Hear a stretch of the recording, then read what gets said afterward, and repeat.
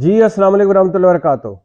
Banana republic Pakistan کے banana republic نظام انصاف میں قسمت کے دھنی، ڈیلوں ڈھیلوں کے بادشاہ، چور دروازوں اور پتلی گلیوں کے چیمپئن میرے محبوب قائد میاں محمد نواز شریف کی آخری رکاوٹ تاحیات نااہلی بھی ختم ہونے والی ہے۔ 7 رکنی بینچ جس کی سربراہی چیف جسٹس فائز عیسیٰ قاضی کر رہے ہیں، بس آخری مراحل میں ہے۔ ایک آدھ اور سماعت ہونی ہے اور میرے محبوب قائد کی تاحیات نااہلی ختم ہو جانی ہے۔ گزشتہ 2 مہینوں میں جس بھونڈے انداز میں، جس مذہقہ خیز انداز میں اور جس بنانا ریپبلک انداز میں میرے محبوب قائد میاں محمد نواز شریف کا اشتہاری پن ختم ہوا، مجرم پن ختم ہوا، العزیزیہ کرپشن ریفرنس ختم ہوا، فلیگ شپ کرپشن ریفرنس ختم ہوا، ایون فیلڈ کرپشن ریفرنس ختم ہوا، جس طرح فریز ہوئی زمینیں، گھر اور اکاؤنٹس میں پیسے واپس ملے میرے محبوب قائد کو، اسی طرح اب یہ تاحیات نااہلی بھی ختم ہونے والی ہے۔ اس ملک میں جہاں کبھی طاقتور کے خلاف کوئی فیصلہ آ سکتا تھا، اب اگلے 50 سال نہیں آئے گا۔ کوئی جج یہ جرت نہیں کرے گا کہ کسی نواز شریف کو رنگے ہاتھوں پکڑ کر بھی سزا دے سکے یا پوچھ سکے۔ کوئی جے آئی ٹی یہ جرت نہیں کرے گی کہ کسی نواز شریف کو کہ کچے چھٹے سامنے لائے، کسی شہباز شریف کے ٹی ٹی سکینڈل سامنے لائے، کسی زرداری کے جعلی اکاؤنٹس، منی لانڈرنگ اکاؤنٹ سامنے لائے۔ سب کچھ ختم ہو گیا۔ یہ آخری وار ہے احتساب پر۔ احتساب اب گالی بن گیا ہے، مذاق بن گیا۔ فائز عیسیٰ قاضی جس طرح، چیف جسٹس فائز عیسیٰ قاضی صاحب جس طرح سپریم کورٹ میں سماعتیں کر رہے ہیں، وہ بھی کمال ہے۔ کبھی وہ مولانا لگتے ہیں، کبھی وہ مفتی لگتے ہیں، کبھی وہ فتوے دے رہے ہوتے ہیں، کبھی وہ قانون دان لگتے ہیں، کبھی وہ مفسر قرآن لگتے ہیں، کبھی وہ دین کو درمیان میں لے آتے ہیں، اور ساری ان کی گفتگو اور ساری نقطوں کا ایک ہی حاصل نقطہ ہے، اور وہ ہے کہ نااہلی تاحیات نہیں ہونی چاہیے۔ کیا کہہ رہے ہیں فائز عیسیٰ قاضی صاحب اور کیا کہا ہے انہوں نے، اس پر بعد میں بات کرتا ہوں، ابھی بتاتا ہوں آپ کو سن کر ٹھنڈ پڑ جائے گی کہ کیسے یعنی میں حیران ہو جاتا ہوں یہ سوچ کر کہ وہی ملک ہے، وہی نواز شریف ہے، وہی کیس ہیں، وہی الزام ہیں، کوئی ثبوت بھی نیا نہیں ہے اور نواز شریف بری ہو گئے۔ پتہ ہے وجہ کیا ہے؟ وجہ یہ ہے کہ نواز شریف کے خلاف جو مدعی تھا وہ تھا نیب۔ نواز شریف کے خلاف جو مدعی تھی وہ تھی حکومت پاکستان۔ حکومت پاکستان اور نیب ہی جب مدعی کیس سے ہٹ جائے، مدعی کیس چھوڑ دے، یا مدعی کیس کو فالو کرنا چھوڑ دے، یا مدعی سرنڈر کر جائے، تو پھر بندے نے بری ہونا ہے، خواہ وہ جتنا بھی بڑا مجرم کیوں نہ ہو۔ یہی نواز شریف کے ساتھ ہوا۔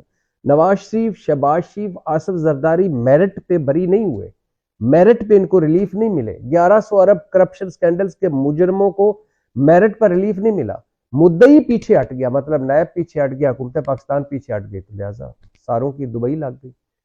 اچھا، اس پہ تو بعد میں بات کرتے ہیں۔ یہ بتاتا چلوں کہ پی ٹی آئی کے وکلا کے آپس کے اختلافات تماشا بنا دیا ہے پارٹی کو۔ شیر افضل مروت کوئی سر پیر نہیں، جذباتی، کوئی جو بات کروا لو، وہ ان کو لگتا ہے کہ عمران خان بس میرے ساتھ ہی ڈائریکٹ رابطے میں ہے، ان کا یہی ہے سب سے بڑا خبروں میں رہنا۔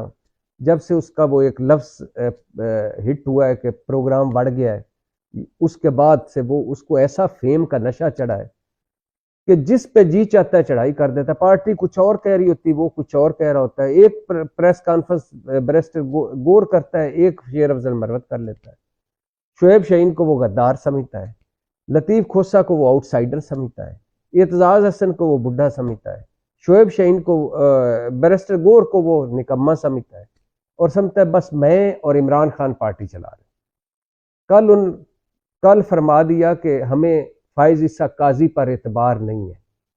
اب سوچئے اس مشکل وقت میں جب اعلیٰ عدالتیں اتنی تنقید سہ رہی ہیں عمران خان کو ریلیف دینے کے لیے، ایک لفظ معصوم لکھ دیا تطرف من اللہ صاحب نے، اور جو مسلم لیگ والوں کے فیورٹ جج، پی ڈی ایم کے فیورٹ جج، وہ ان کی تنقید سہ رہے ہیں۔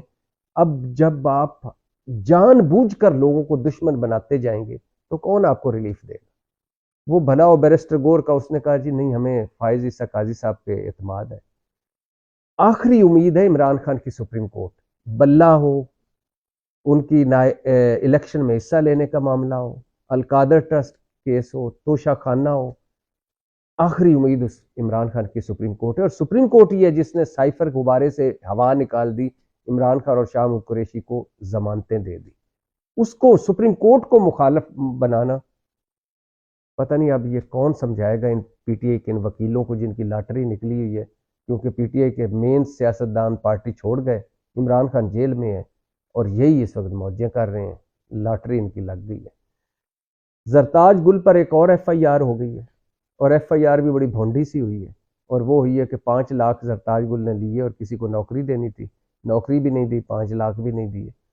اس طرح کی ایف آئی آریں ہوتی ہیں، بھینس چوری کی ایف آئی اے، چارپائی چوری کی ایف آئی اے، گندم چوری کی ایف آئی اے، میرا گاڑی سے ٹائر لے کے چلا گیا۔ بہت ساری ایف آئی آریں ابھی اس طرح کی مضحکہ خیز ہوتی ہیں، اور 200 مقدمے ہیں عمران خان پر۔ آپ اندازہ کر لیں اس میں سے کتنی دہشت گردی، توہین مذہب، قتل اور پتہ نہیں کیا کیا، جلاؤ گھراؤ بغاوت، سب کچھ۔ تو زرتاج گل جس کو کل chief justice Peshawar high court نے بڑی کریٹیکل لمحوں میں ضمانت دی اور وہ گرفتاری سے بچیں، ایک اور ایف آئی آر اب ان پر ہو گئی ہے۔ شیخ رشید پہنچے ہیں پاکستان تحریک انصاف کے ہیڈ آفس، اور شیخ رشید اس وقت شدید مشکل میں ہیں، کیونکہ اگر شیخ رشید کی حمایت پاکستان تحریک انصاف نہیں کرتی تو شیخ رشید ہار جائیں گے، اور اگر تحریک انصاف شیخ رشید کے مقابلے میں اپنا امیدوار کھڑا کرتی ہے تو شیخ رشید بھی ہارے گا، تحریک انصاف بھی ہارے گی، ووٹ ڈیوائیڈ ہو جائیں گے درمیان میں، مسلم لیگ نون پنڈی سے جیت جائے گی۔ 2 حلقوں پہ شیخ رشید کھڑے ہو رہے ہیں، تو شیخ رشید کی خواہش ہے کہ پی ٹی آئی ان کے مقابلے میں امیدوار نہ کھڑا کرے، اور آج بھی انہوں نے پاکستان تحریک انصاف کے ہیڈ آفس میں آ کے کہا کہ میں عمران خان کے ساتھ کھڑا تھا، کھڑا ہوں اور کھڑا رہوں گا۔ عمران خان صاحب پہ فرد جرم عائد کی جس دن الیکشن کمیشن ممبران پہنچے تھے اڈیالہ جیل، اور وہاں توہین الیکشن کمیشن کی فرد جرم عائد کی فواد چودھری اور عمران خان پر، تو عمران خان غصے میں آئے، اور غصے میں آ کر عمران خان اٹھ کر سیٹ سے آگے آئے، ان کے الیکشن کمیشن ممبران کے سامنے آ کر کھڑے ہوئے، اور ان کو مخاطب کر کے عمران خان نے کہا میں تمہاری شکلیں پہچانتا ہوں، میں اقتدار میں آ کر تم پر آرٹیکل 6 لگاؤں گا، مجھے پتہ ہے تم لوگ کن کے کہنے پر جھوٹے اور من گھڑت مقدمے بنا رہے ہو، اور تاریخ میں پہلی دفعہ کسی پر توہین الیکشن کمیشن کی فرد جرم عائد کر رہے ہو اور جھوٹا اور من گھڑت کر رہے ہو، اور حالانکہ میں نے سچ کہا تھا کہ تم جانبدار ہو، متنازع ہو، پارٹی بن چکے ہو، اور تمہارے میرے خلاف فیصلے ہوتے ہیں سارے، اس پر تم میرے خلاف توہین الیکشن کمیشن کے مقدمہ چلا رہے ہو۔ تینوں ممبران جو وہاں بیٹھے تھے اور چوتھے ممبر صاحب جو کھڑے تھے، کسی کے منہ سے کوئی لفظ نہیں نکلا، سب حیران رہ گئے۔ عمران خان شدید غصے میں تھے، انہوں نے کہا کہ کوئی بات نہیں، وقت بدلتا رہتا ہے، جب وقت بدلے گا میں تم لوگوں کو دیکھ لوں گا۔ خیر الیکشن کمیشن صاحب بہادر کے ممبران فرد جرم لگا کر چلے گئے ہیں، اور اب یہ کیس چلے گا۔ اب آ جائیں واپس فائز عیسیٰ قاضی صاحب۔ فائز عیسیٰ قاضی صاحب جو تاحیات نااہلی کیس سن رہے ہیں کہ تاحیات نااہلی ہونی چاہیے یا 5 سال نااہلی ہونی چاہیے، مجھے ایسے ہی لگ رہا ہے کہ 5 سال نااہلی کا فیصلہ آئے گا، تاحیات نااہلی ختم ہو جائے گی، اور یوں نواز شریف میرے محبوب قائد، قسمت کے دھنی، جو 5 سال نااہلی پوری کر چکے ہیں، وہ اس مرتبہ الیکشن لڑیں گے، اور وزارت عظمیٰ کے لیے آخری جو ان کی رکاوٹ ہے وہ بھی دور ہو جائے گی۔ ذرا سنیے کہ وہ کیا رہے ہیں فائز عیسیٰ قاضی، یعنی زمین آسمان ایک کر رہے ہیں صرف اس دلیل کے لیے کہ نااہلی تاحیات نہیں ہونی چاہیے۔ وہ کہتے ہیں اگر یہی قوانین ہوتے تو 2002 میں قائد اعظم بھی نااہل ہو جاتے۔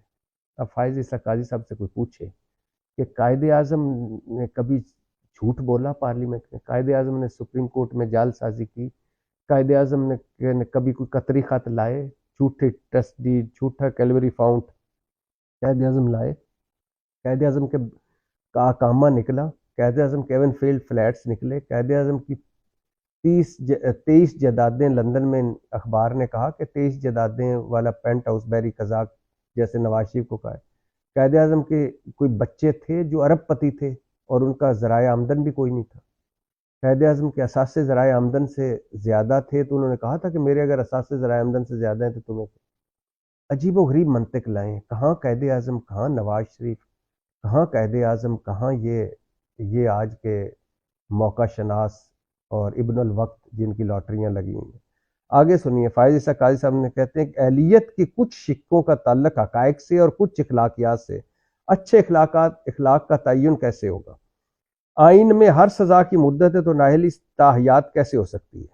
مارشل لا ایڈمنسٹریٹر کیسے اہلیت کا معیار مقرر کر سکتا ہے؟ اسلام بھی ایماندار دیانتدار ہونے کا درس دیتا ہے، یہ وکیل نے کہا۔ تو کہتے ہیں اسلام کو درمیان میں مت لائیں اس کیس میں، اور پھر آگے خود ہی کہتے ہیں توبہ کا تصور تو اسلام میں بھی ہے، گناہگار کو معاف بھی کیا جا سکتا ہے، کئی منکر صراط مستقیم پر آ کر بعد میں خلیفہ بھی بنے۔ آمروں نے صادق امین والی شرط اپنے لیے کیوں نہیں ڈالی؟ ترمیم بھی گن پوائنٹ پر ہوئی، نائلی کی شکی ایک ڈکٹیٹر نے شامل کی، یہ درست یا غلط؟ یا تو پھر ہم ڈکٹیٹر کو ٹھیک مان لیں۔ منافق کافر سے بھی زیادہ برا ہوتا ہے، کافر کو پتہ نہیں ہوتا، منافق سب کچھ جان بوجھ کر رہا ہوتا ہے۔ آگے پھر فائز عیسیٰ قاضی ایک موقع پہ یہ ریمارکس دیتے ہیں کہ جھوٹ بولنے والا تاحیات نااہل اور بغاوت کرنے والا 5 سال نااہل کیسے ہو سکتا ہے؟ الیکشن سر پر ہے، کیس کا جلدی فیصلہ کرنا ہے۔ الیکشن سر پر ہے، کیس کا جلدی فیصلہ کرنا ہے۔ اس میں شاعر کہہ رہا ہے کہ الیکشن سے پہلے میں نے کیس کا فیصلہ کرنا ہے، تاحیات نااہلی ختم کرنی ہے تاکہ نواز شریف کی راہ کی رکاوٹ دور ہو سکے۔ سارے معاملے کا حل اسلام میں موجود ہے۔ یہ سنیے، فائز قاضی صاحب کہتے ہیں سارے معاملے کا حل اسلام میں موجود ہے۔